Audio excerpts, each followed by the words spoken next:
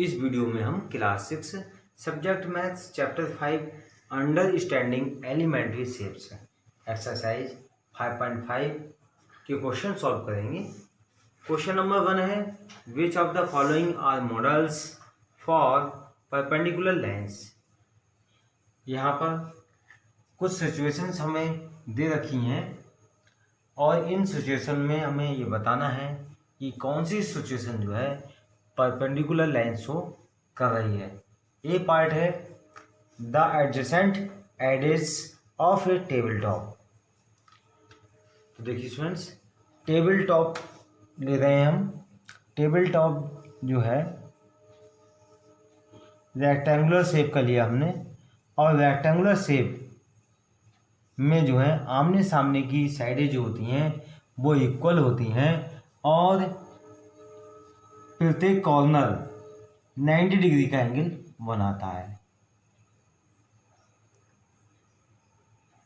अब देखिए स्टूडेंट्स, इसमें जो है एडजेसेंट एजेस की बात हो रही है। तो एडजेसेंट एजेस कौन सी होती हैं? तो देखिए ये साइड ली हमने, इस साइड की जो है एडजेसेंट साइड जो होती है, एक ये हुई इधर वाली साइड और दूसरी ये भी होती हैं। ठीक है, तो इसमें जो है दो एडजेसेंट साइड हुई, इस साइड की एक ये वाली और एक ये वाली। अब हम जो है हम इस लाइन को लेंगे और इस एडजेसेंट साइड को लेंगे, तो इन दोनों के बीच में जो है वो 90 डिग्री का एंगल बन रहा है। तो इसलिए जो है ये जो है हमारी परपेंडिकुलर लाइंस शो कर रही है। तो इसमें हम यस राइट कर देंगे, यस। बी पार्ट है the lines of A railway track. अब देखिए रेलवे ट्रैक की लाइन क्या शो करती हैं? परपेंडिकुलर लाइन शो करती हैं कि नहीं करती हैं? तो अगर परपेंडिकुलर लाइन शो करती हैं तो यस राइट कर देंगे, अगर नहीं करती हैं तो हम नो राइट कर देंगे। अब देखिए रेलवे ट्रैक जो होता है बिल्कुल पैरेलल लाइन होता है और ये जो है बिल्कुल सीधे चली जाती हैं लाइनें, कहीं पर भी ज्वाइन नहीं होती हैं और ये जो है एक दूसरे के पैरेलल होती हैं। तो स्टूडेंट्स इसमें जो है परपेंडिकुलर लाइंस नहीं बन सकती, तो इसलिए जो है इसमें नो आ जाएगा।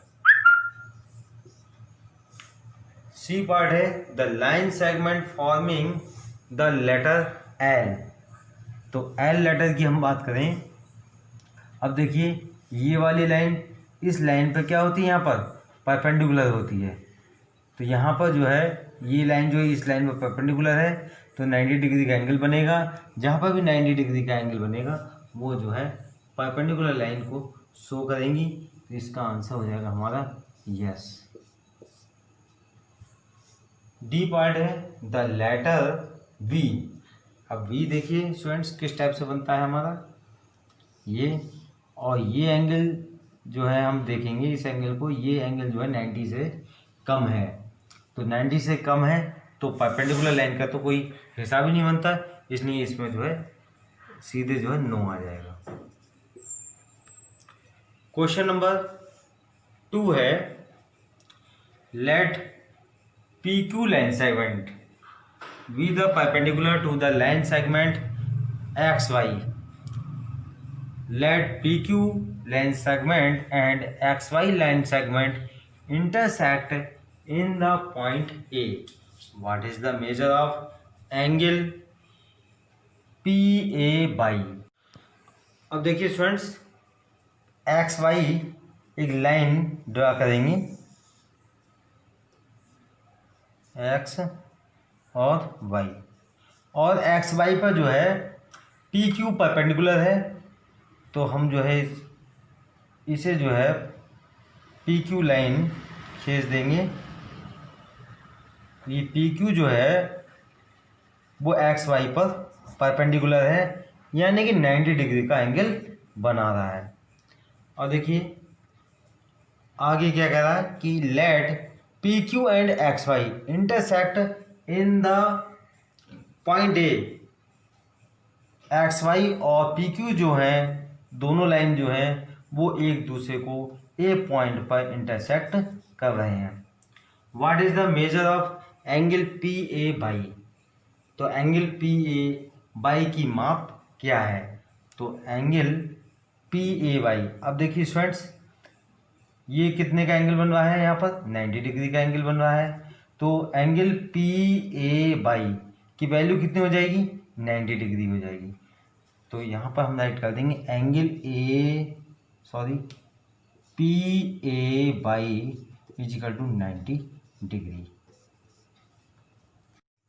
Question number 3, there are 2 set square in your box. आपके ज्योमेट्री बॉक्स में 2 सेट स्क्वायर हैं। What are the measures of the angles that are formed at their corners.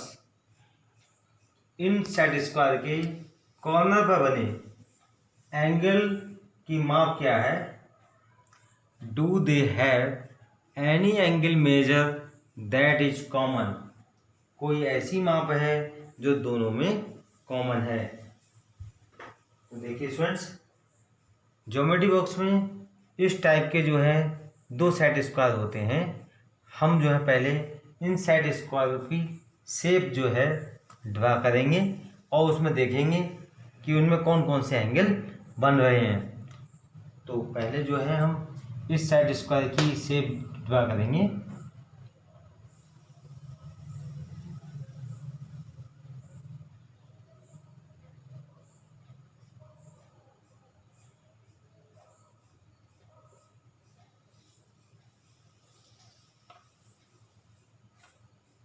अब देखिए स्टूडेंट्स, ये एंगल जो बन रहा है वो 90 डिग्री का बन रहा है, और इस एंगल की बात करें तो ये जो है 60 डिग्री का बन रहा है, और ये एंगल जो है 30 डिग्री का बन रहा है।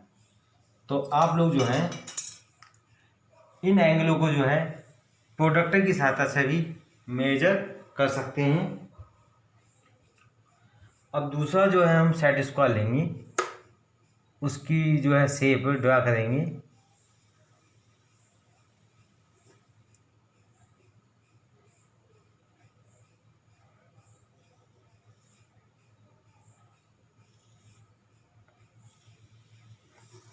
अब देखिए इस सेट स्क्वायर की भी जो है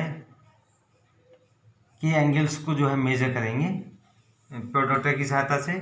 तो ये एंगल जो है हमारा 90 डिग्री का आएगा, और ये एंगल जो है हमारा 45 डिग्री का आएगा, ये एंगल हमारा 45 डिग्री का आएगा। तो हम देख रहे हैं कि इन दोनों फिगर में कि जो है एक एंगल कॉमन है, इसमें भी 90 है और इसमें भी 90 है। तो ये एंगल जो है हमारा दोनों सेट स्क्वायर में कॉमन हो जाएगा। तो देखिए इसे लिखेंगे किस टाइप से? 1 set square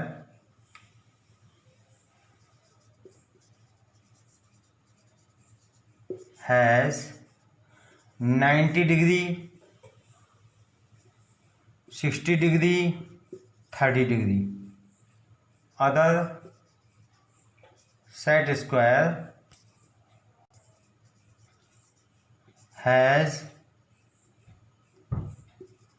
90 degree, 45 degree, 45 degree. तो उसमें हमें बताना था कि क्या जो है कोई भी जो है एंगल सेट स्क्वायर में कॉमन है। तो यस, सेट स्क्वायर में 90 डिग्री का एंगल जो है वो कॉमन है। तो यहाँ लिख देंगे yes they have 90 degree as common angle.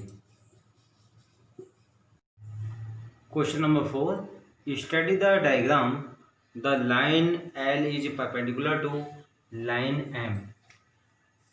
हम जो है डायग्राम को जो ध्यान से देखेंगे तो इस डायग्राम में जो है L परपेंडिकुलर है लाइन M पर। यह लाइन M जो है वो L पर परपेंडिकुलर है। दोनों में से जो हम वैसे भी बात कर सकते हैं। अब देखिए यहाँ पर L जो है एम के परपेंडिकुलर है, तो यहाँ पर कितने डिग्री का एंगल बना रहा है, 90 डिग्री का एंगल बना रहा है, 90 डिग्री का एंगल बना रहा है। अब देखिए, अब हम इसमें देखेंगे कि ए और बी की बीच की डिस्टेंस जो है वो 1 यूनिट है, बी और सी के बीच की डिस्टेंस भी 1 यूनिट है, सी और डी के बीच की डिस्टेंस भी 1 यूनिट है। ये सभी जो है नंबर जो हैं इक्वल डिस्टेंस पर हैं। ए पार्ट है हमारा इज सी ई इक्वल ई जी, क्या सी ई जो है वो ई जी के बराबर है? तो देखिए, हम सी ई के बीच की डिस्टेंस देखेंगे, तो देखिए सी यहाँ पर है, सी का पॉइंट ये है और ई का पॉइंट ये है।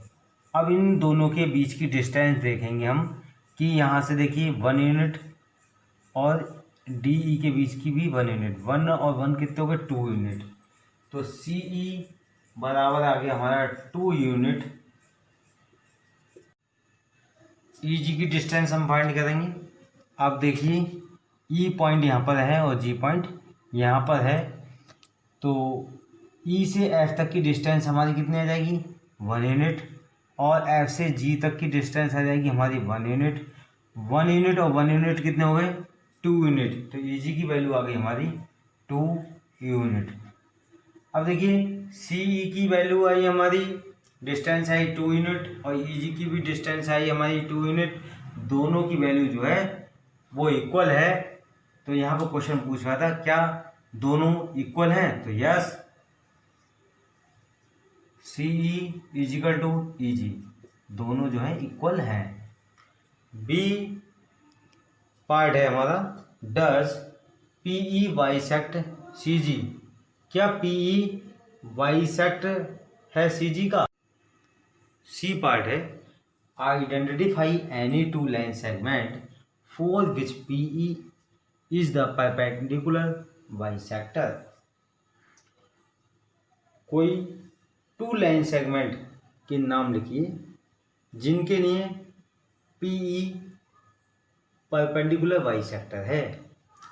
तो पी ई ये है हमारी लाइन, और पी ई जो है वो डी एफ का भी बाइसेक्टर है, क्योंकि डी ई के इधर भी 1 यूनिट लाइन है, 1 यूनिट डिस्टेंस है, और पी ई के इधर भी ई एफ जो है 1 यूनिट डिस्टेंस रखता है ये।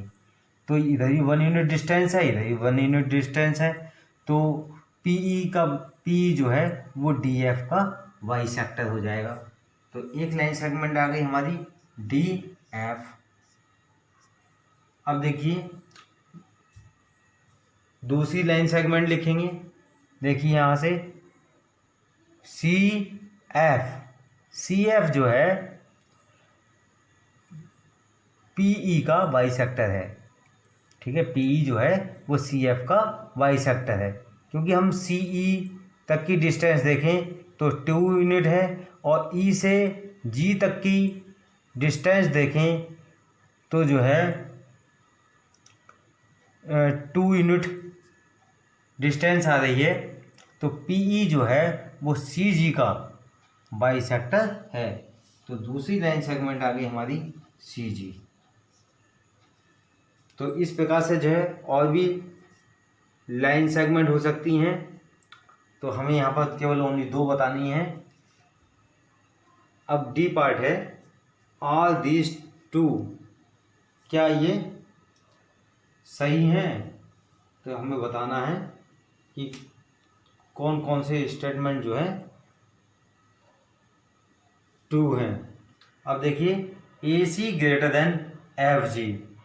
अब देखिए ए सी की डिस्टेंस हम फाइंड करेंगे, ए से सी तक के बीच की डिस्टेंस जो है वो 2 यूनिट है, 1 2। तो ए सी की डिस्टेंस आ गई 2 यूनिट, और एफ जी की डिस्टेंस हम फाइंड करेंगे, एफ से जी तक की डिस्टेंस है 1 यूनिट, तो यहाँ हम 1 राइट कर देंगे। अब देखिए ए सी की वैल्यू जो है वो एफ जी से ज़्यादा है, तो इसे हम लिख सकते हैं कि ए सी ग्रेटर देन एफ जी, तो ये स्टेटमेंट क्या हो जाएगा, ट्रू हो जाएगा। बी पार्ट है C D equal to G H. अब सी डी की जो है हम वैल्यू फाइंड करेंगे, डिस्टेंस फाइंड करेंगे। तो देखिए सी डी कहाँ पर है, यहाँ पर है। इन दोनों के बीच की डिस्टेंस जो है वो 1 यूनिट है, तो 1 यूनिट हमने राइट कर दी। और जी एच की डिस्टेंस हम देखेंगे, तो जी एच की भी डिस्टेंस जो है 1 यूनिट है, तो दोनों की वैल्यू क्या है, 1 यूनिट है, तो दोनों की वैल्यू जो है सेम है। तो सी डी बराबर क्या हो जाएगा, जी एच हो जाएगा। तो ये स्टेटमेंट भी हमारा ट्रू हो जाएगा। थर्ड पार्ट है B C less than E H. अब यहाँ पर हम जो है बी सी की डिस्टेंस फाइंड करेंगे।